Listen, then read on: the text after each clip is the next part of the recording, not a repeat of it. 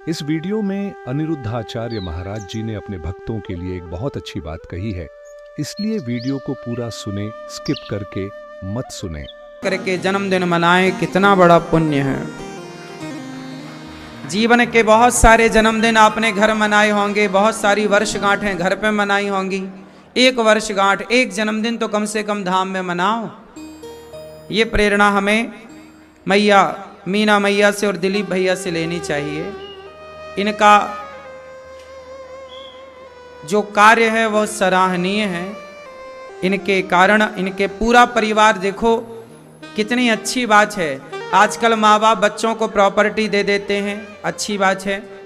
आजकल माँ बाप बच्चों को जमीन जायदाद दे देते हैं, अच्छी बात है। बैंक बैलेंस दे दिया, सब अच्छी बात है। लेकिन माँ बाप संस्कार देना भूल जाते हैं। और संस्कार सुनो, माँ बाप नहीं दे सकते। आप बहुत कोशिश करते हैं, जितना आपसे बनता है आप देते ही हैं, लेकिन संस्कार माँ बाप से ज्यादा कोई दे सकता है तो गुरु दे सकते हैं। इसलिए गुरु की आवश्यकता होती है। इसलिए माँ बाप को चाहिए कि अपने बच्चों को प्रॉपर्टी और बैंक बैलेंस देने से पहले ऐसे भागवत का आयोजन कराओ। और भागवत जब सुनने आप आएंगे तो सब परिवार लाओ, बहू लाओ, बेटा लाओ, सबको लाओ। जब सारे लोग एक साथ बैठ के भागवत सुनेंगे तो परिवार में प्रेम बढ़ेगा और परिवार में सब लोग मिलजुल करके रहने का संकल्प लेंगे। भागवत हमें जोड़ना सिखाती है, इसलिए ये सबको करना चाहिए। आज परिवार बिखर क्यों रहे हैं?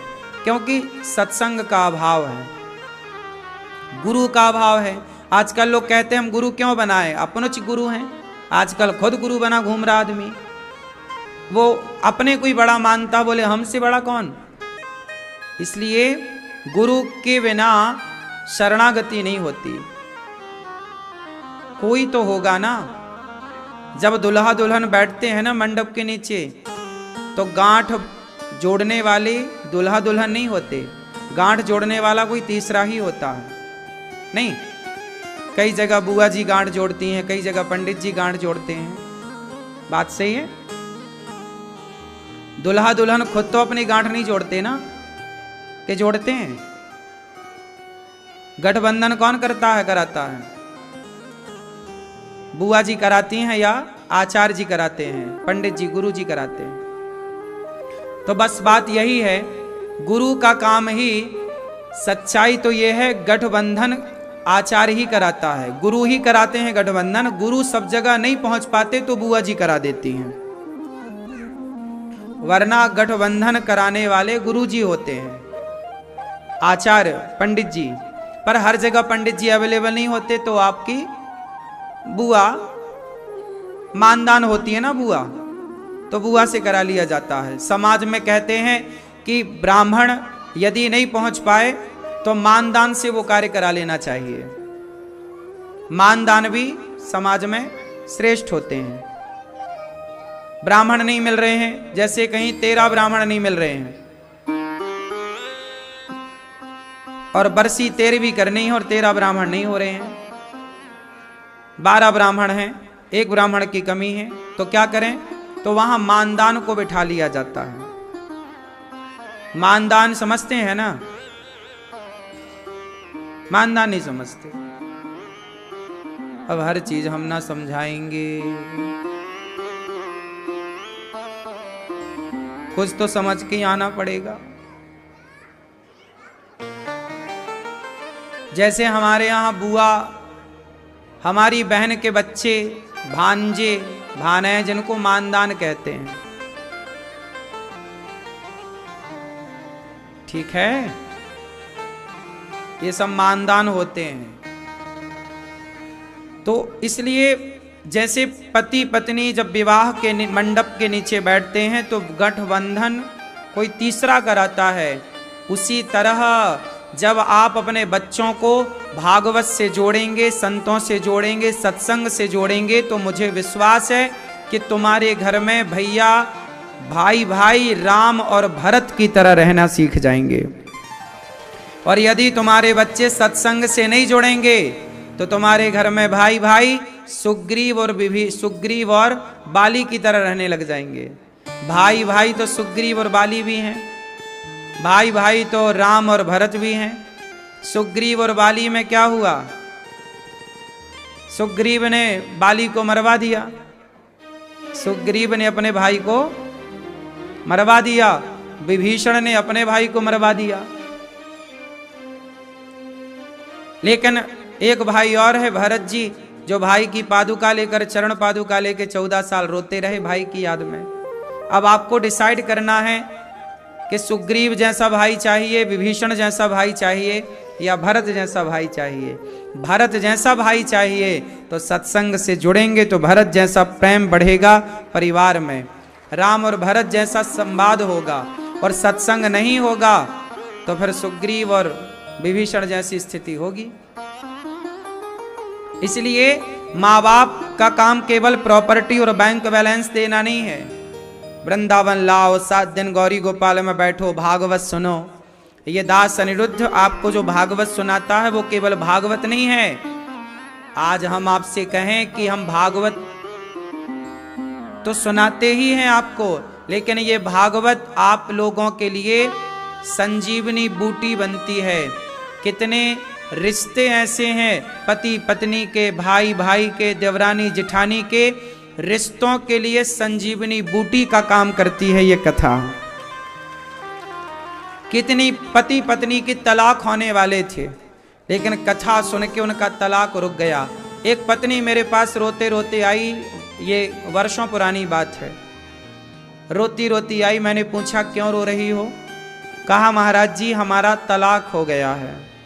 हमने कहा तलाक हो ही गया तो अब रोने से क्या है? बोले महाराज जी इसलिए रो रहे हैं कि हमने आपकी कथा पहले क्यों नहीं सुनी। यदि आपकी कथा हमने पहले सुन ली होती तलाक होने से तो कभी तलाक ना होता हमारा। अब तलाक हुए इतना समय हो गया कि हमारे पति का दूसरा विवाह भी हो गया।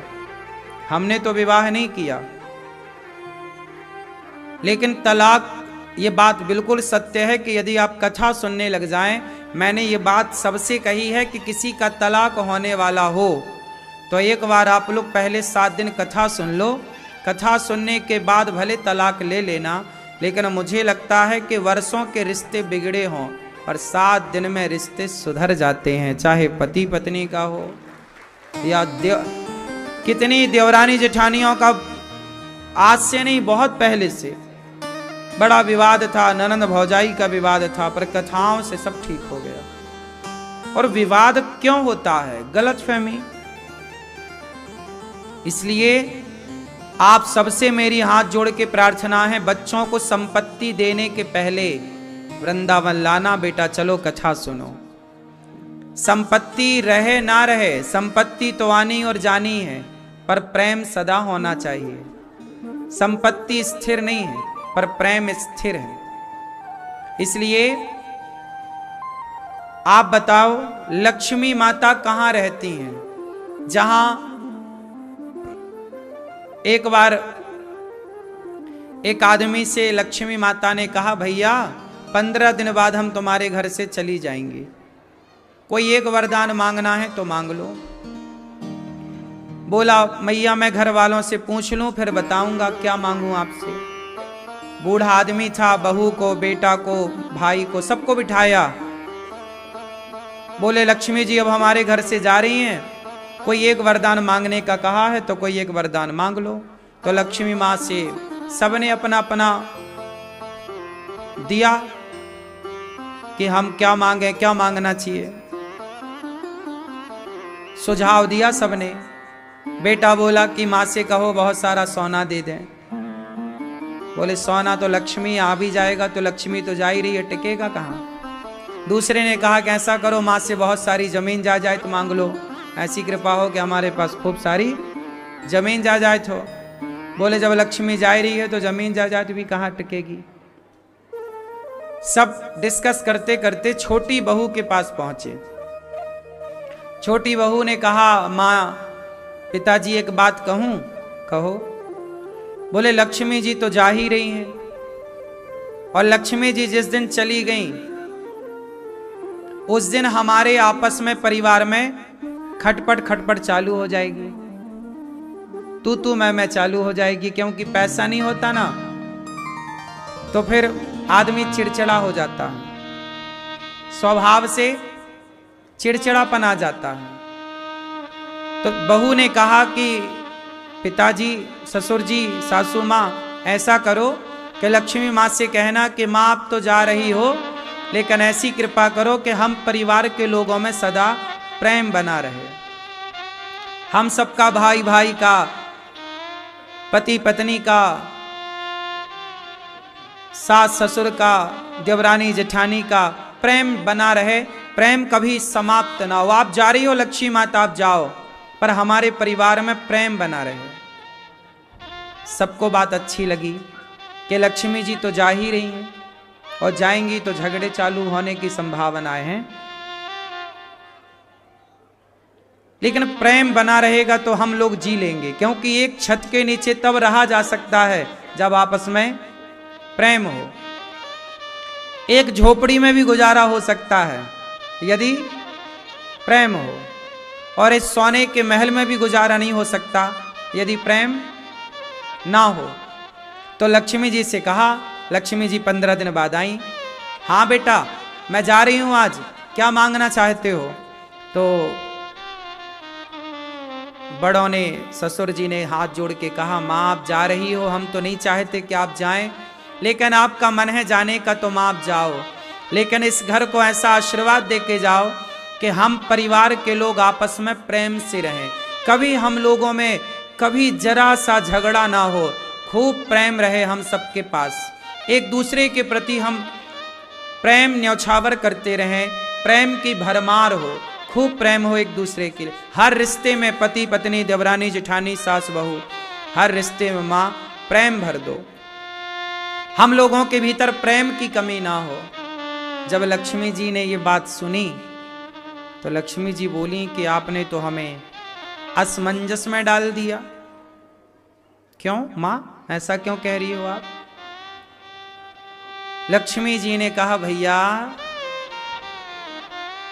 अब मैं क्या कहूं, मैंने सोचा था कि आज तुम्हारे घर से चली जाऊंगी, पर तुमने ऐसा कुछ मांग लिया कि अब मैं जा ही नहीं सकती।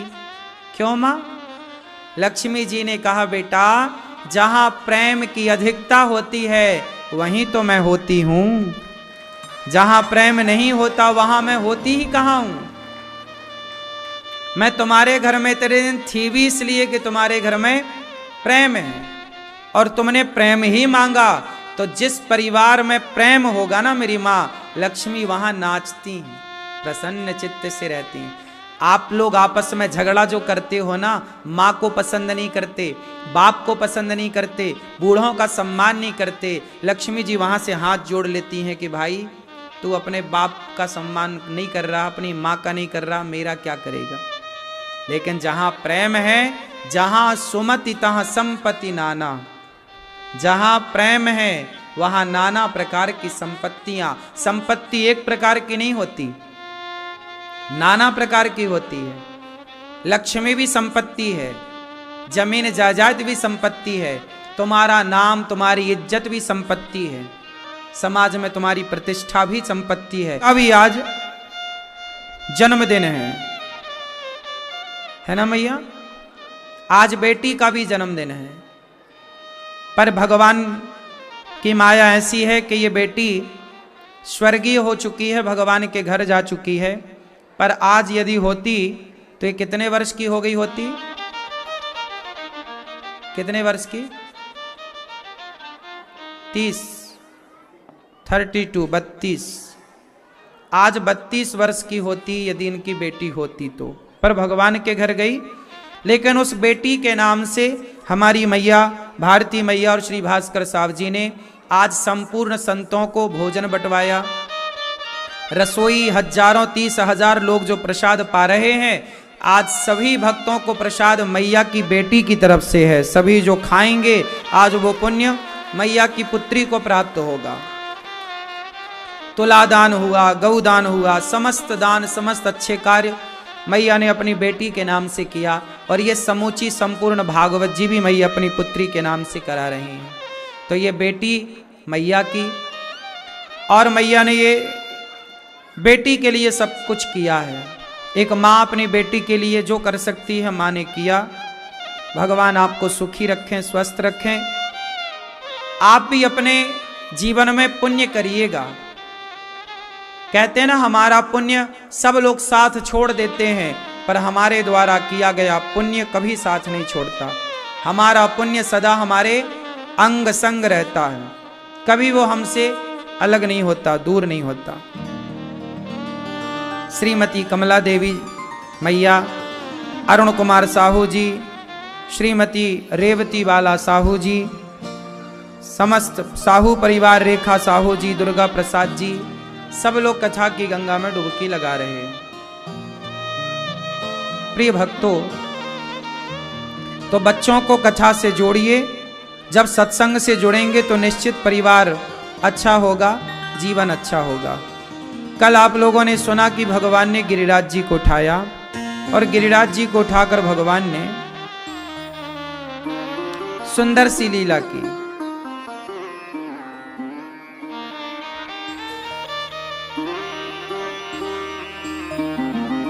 कछु माखन को बल बढ़्यो, कछु गोपन करी सहाय। श्री राधा की कृपा भई, मैंने गिरिवर लियो उठाय। भगवान जी ने गोवर्धन उठाया, गिरिराज जी को उठाया। भगवान गोवर्धन उठाते हैं।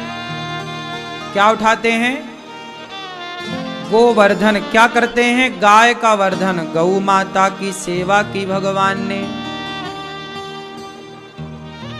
भाई भगवान ने गोवर्धन उठाया ना एक उंगली से, क्या मैसेज दिया? गाय कहां चरती है? वनों में, पहाड़ों में। तो मानो भगवान गोवर्धन उठाकर ये कहना चाहते हैं कि जहां गाय चरती है, गौचर भूमियों को सुरक्षित रखना चाहिए, गौचर भूमि पर कोई संकट ना हो। आज गौचर भूमि पर संकट आने से आज क्या हुआ?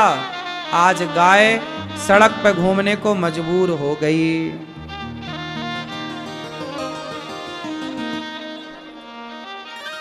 इसलिए कहता हूं, गाय की सेवा करते रहना चाहिए।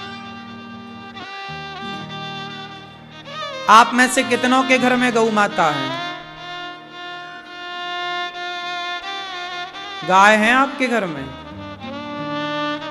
वो घर घर नहीं, स्वर्ग है, बैकुंठ है, जहां गौ माता है। उस घर को प्रणाम करना चाहिए। उस घर में समस्त देवी देवताओं का वास है। जो घर तो वही है जो गाय है। जहां गाय नहीं वो घर छोड़ी है। आजकल लोगों के आंगन में तुलसी नजर नहीं आती। आजकल लोग द्वार पे शंख चक्र तिलक नहीं लगाते। आजकल द्वार पे लोग जूता लटका देते हैं, जूता, टायर लटका देते हैं, टायर। लो, घर में टायर लटका है, जूता लटका है। कितनी मूर्खता है। तुम्हारे द्वार पे कोई आए तो पहले जूता देखे।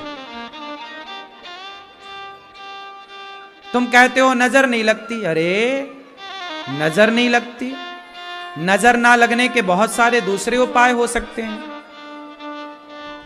यही उपाय क्यों करना है?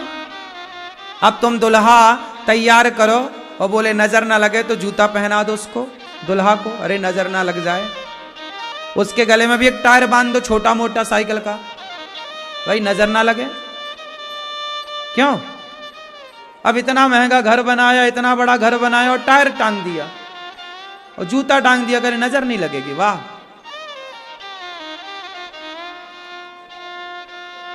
इसलिए आप पता नहीं इतने बुद्धिमान थे, इतने मूसर कैसे हो गए।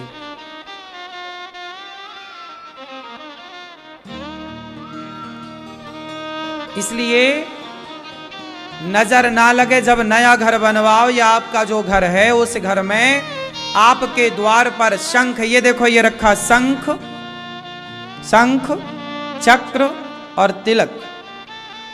अपने द्वार पर इस तरह से शंख चक्र तिलक लगाओ, तो जो चक्र होता है वो हर बुरी नजर को काट देता है, हर नेगेटिविटी को काट देता है। चक्र, हाँ, सुदर्शन चक्र भगवान का, जो भगवान के हाथ में भगवान के आयुध हैं, उनमें एक चक्र है। तो चक्र जहां होगा वहां कोई नजर काम ना करेगी। तो आपके द्वार पर शंख चक्र तिलक है, होना चाहिए। अब शंख चक्र तिलक तो है नहीं, जूता लटका दिया। पीतल के, तांबे के, धातु के ऐसे शंख चक्र तिलक बनवाओ और अपने द्वार पर, दुकान है दुकान में भी, फैक्ट्री है फैक्ट्री में भी, और अपने द्वार पर पहले आपके घर में आने से पहले रास्ता चलते हुए व्यक्ति को दिखना चाहिए कि आपके द्वार में शंख चक्र तिलक है। हम जैसे लोग यदि तुम्हारे घर में शंख चक्र तिलक देखेंगे और पेट में भूख होगी तो तुम्हारे घर भिक्षा मांगने आएंगे कि ये किसी वैष्णव का घर है, क्योंकि शंख चक्र तिलक ये दर्शाता है कि ये किसी वैष्णव का घर है। आपके द्वार पर शंख चक्र तिलक है तो वो भक्तों को वैष्णव, वो आप का घर एक वैष्णव का घर माना जाएगा। जैसे विभीषण लंका में रहते थे, लेकिन उनके द्वार पर क्या था?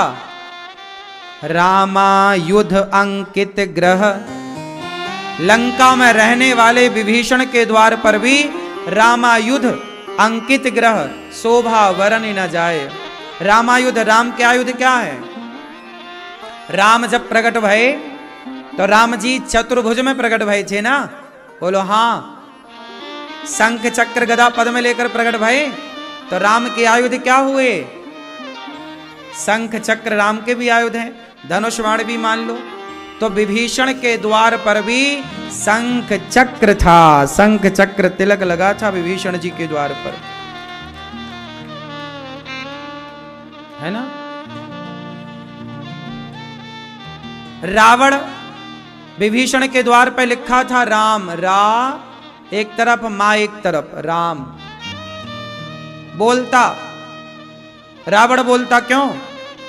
ये राम क्यों लिखा है? विभीषण जी बोलते राम नहीं लिखा, रा मतलब रावण, मां मतलब मंदोदरी, रावण मंदोदरी लिखा है। ऐसे छिप छिप के रावण भजन करता था, ऐसे छिप छिप के रावण विभीषण जी रहते थे। और वो भी अपने द्वार पर, आपके द्वार पर तुलसी हो, आंगन हो। पहले आंगन होते थे, आजकल बिना आंगन के घर बनते हैं। क्यों मेरी मां? पहले क्या होते थे? आंगन, आजकल बिना आंगन के घर होते हैं। अब आंगन है ही नहीं, बालकनी बची है। तो तुलसी अब होए कहां घर के अंदर? तो सूख जाए, उसे धूप चाहिए तुलसी को। तो धूप, तुलसी ऐसी जगह हो, धूप भी मिले, छांव भी, रात को छांव में तुलसी हो, दिन में धूप में हो, क्योंकि अधिक सर्दी लगने से तुलसी सूख जाती है। इसलिए तुलसी के नीचे दीपक जलाने की परंपरा है। रात को तुलसी अंदर रख लेनी चाहिए, विशेषकर सर्दियों में। अधिक सर्दी जब पड़ती है तो तुलसी सूख जाती है। या फिर बहुत सारी तुलसियां हो एक साथ, है ना, समूह में हो, 4, 6, 10 पेड़ एक साथ हो, तो तुलसी माता द्वार पे तुलसी हो, तुलसी हो और शंख चक्र तिलक हो। ऐसा आपका घर हो, द्वार पर आपका लिखा हो जय श्रीमन्नारायण, या मंगल भवन अमंगल हारी, द्रवहु सुदशरथ अजिर बिहारी, इस तरह लिखा हो, ऐसा घर होना चाहिए। तो आपका घर वैष्णव का घर हो, ऐसा दिखना भी चाहिए। आज द्वार पर गाय नहीं, पहले लोगों के द्वार पर गौ माता का दर्शन होता था। आज गाय नहीं है, आजकल लिखा रहता है कुत्तों से सावधान, बाहर कुत्ता द्वार पे ही बंधा रहता, भाव भाव, जैसे ही जाओ भाव भाव भाव भाव चालू। यहाँ पे आदमी रहते हैं कि राक्षस रहते हैं? इतना भाव भाव कैसा तुम सहन कर लेते हो? दिन भर है भाव भाव भाव भाव सुनते हो, तुम्हारा सिर नहीं पक जाता? कुत्तों के साथ रहने वाला व्यक्ति कुत्तों जैसा हो जाता है। जैसी संगत वैसी रंगत। संगत यदि राक्षसों की करोगे तो आप भी राक्षस जैसे हो जाओगे, और आप संगत साथ